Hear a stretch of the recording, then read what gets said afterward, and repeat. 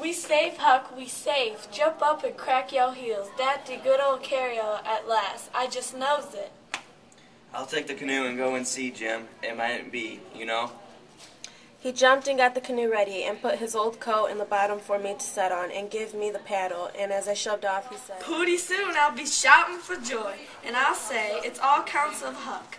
I's a free man, and I couldn't been free if it hadn't been for Huck. Huck done it. Jim won't ever forget you, Huck. You's the best friend Jim ever had, and you's the only friend old Jim's got now. I was paddling off, all in a sweat to tell on him, but when he says this, it seemed to kind of take the tuck all out of me. I went along slow then, and I warn't right down certain whether I was glad I started or whether I warn't. When I was 50 yards off, Jim says, There you goes, the old true Huck, the only white gentleman that ever kept his promise to old Jim. Well, I just felt sick, but I says, I got to do it. I can't get out of it. Right then along comes a skiff with 2 men in it with guns, and they stopped and I stopped, and one of them said, What's that yonder? A piece of raft. Do you belong on it? Yes, sir. Any men on it? Only one, sir. Well, there's 5 niggers run off tonight up on yonder, above the head of the bend. Is your man white or black? He's white. I didn't answer up prompt. I tried to, but the words wouldn't come. I tried for a second or two to brace up and out with it, but I weren't man enough. Had it the spunk of a rabbit. I see I was weakening, so I just give up trying and up and says, He's white. I reckon we'll go and see for ourselves. I wish you would, because it's Pap that's there, and maybe you'd help me tow the raft ashore where the light is. He's sick, and so is Ma'am and Marianne. Oh, the devil. We're in a hurry, boy.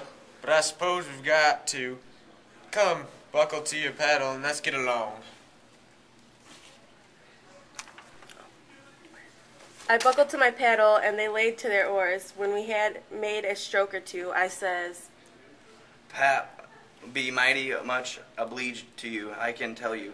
Everybody goes away when I want them to help me tow the raft ashore, and I can't do it by myself. Well, that's a fertile man. I says, say, boy, what's the matter with your father? It's well, it ain't not anything much. They stopped pulling. It warn't but a mighty little ways to the raft now. One says, Boy, that's a lie. What is the matter with your pa? Answer up square now, and it'll be better for you. I will, sir, I will, honest. But don't leave us, please.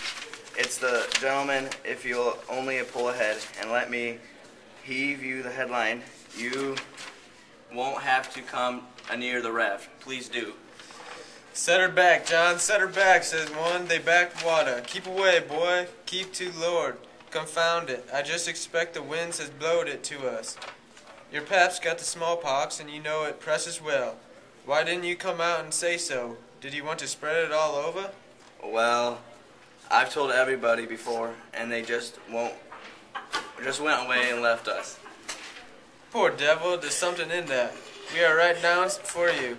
But well, hang it, we don't want the smallpox, you see. Look here, I'll tell you what to do. Don't you try to land yourself or you'll smash everything to pieces. You float along down about 20 miles and you'll come to a town on the left-hand side of the river. We will be long after sunup then, and when you ask for help, you tell them your folks are all down with chills and fever. Don't be a fool again and let people guess what is the matter. Now we're trying to do you a kindness, so you just put 20 miles between us, and that's a good boy. It wouldn't do any good to land yonder where the light is. It's only a wood yard. Say, I reckon your father's poor, and I'm bound to say he's in pretty hard luck. Here, I'll put a $20 gold piece on this board, and you get it when it floats by. I feel mighty mean to leave you, but my kingdom. It won't do to fool with smallpox, don't you see? Hold on, Parker. Here's a 20. Put it on the board for me. Goodbye, boy. You do as Mr. Parker told you, and you'll be all right. That's so, my boy. Goodbye. Goodbye. If you see any runaway niggers, you get help and nab them, and you can make some money by it. Goodbye, sir. I won't let any runaway niggas get by me if I can help it. They went off, and I got aboard the raft, feeling bad and low, because I knowed very well I had done wrong, and I see it warn't no use for me to try to learn to do right. A body that don't get started right when he's little ain't got no show. When the pinch comes, there ain't nothing to back him up and keep him to his work, and so he gets beat. Then I thought a minute and says to myself, hold on, suppose you done the right and give up Jim. Would you have felt better than you do now? No, says I. I'd feel bad. I'd feel just the same as I do now. Well then, says I, what's the use you learning to do right when it's troublesome to do right and ain't no trouble to do wrong? And the wages is just the same. I was stuck. I couldn't answer that. So I reckoned I wouldn't bother no more about it. But after this, always do whichever come handiest at the time. I went into the wigwam. Jim weren't there. I looked all around. He weren't anywhere. I says, Jim! Here I is, Huck. Is they out of sight? Don't talk loud. he was in the river under the stern oar with just his nose out. I told him that they were out of sight, so he come aboard. He says, I was listening to all de talk, and I slips into de river and was gonna shove for show.